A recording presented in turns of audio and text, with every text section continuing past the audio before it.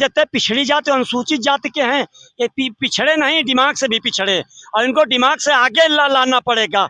आज भारतीय जनता पार्टी की जो सरकार चल रही है वो पिछड़ी जाति और अनुसूचित जाति के ही बल पर चल रही है।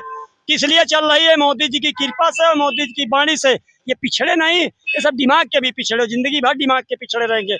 और आप इस चीज को भरोसा मान लेना, माननीय नरेंद्र मोदी जी की रहनुमाई में जाति जनगणना होने से कोई रोक नहीं पाएगा। जाति जनगणना अनुप्रिया पटेल जी के और मोदी जी के नेतृत्व में जरूर होगी, इसमें कोई संदेह नहीं। ये पिछड़ी जाति के नहीं। तो अखिलेश जी मांग कर रहे हैं, राहुल गांधी मांग कर रहे हैं कि जाति जनगणना होनी चाहिए, और आप कह दे रहे हो कि मोदी करा रहे हैं। अरे अखिलेश जी की जब सरकार 12-17 तक रही, 3-7 तक रही, और 95-93-94 तक रही, तब कहने जाति जनगणना पे वही तो केवल अपनी समाज के अपने परिवार के जरूर उठाओ आइन।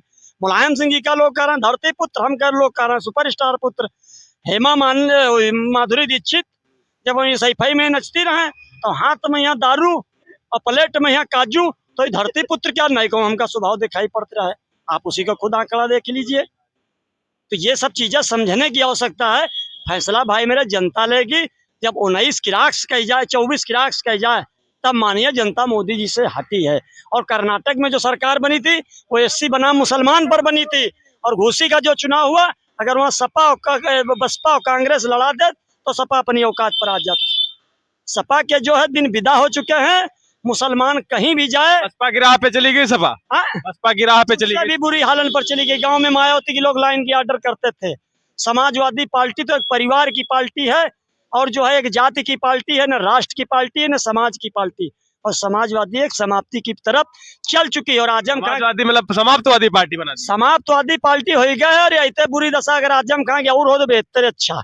अगर ये पहले चले गए होती तो शायद यह दशा नहीं होते। और ये अगर दशा हो रही तो अखिलेश यादव का जल्दी कोड़ खत्म हो, हमारा कांटा टरे। तो युवा जो हो रहा है हजम खान के साथ, देन अखिलेश यादव की है।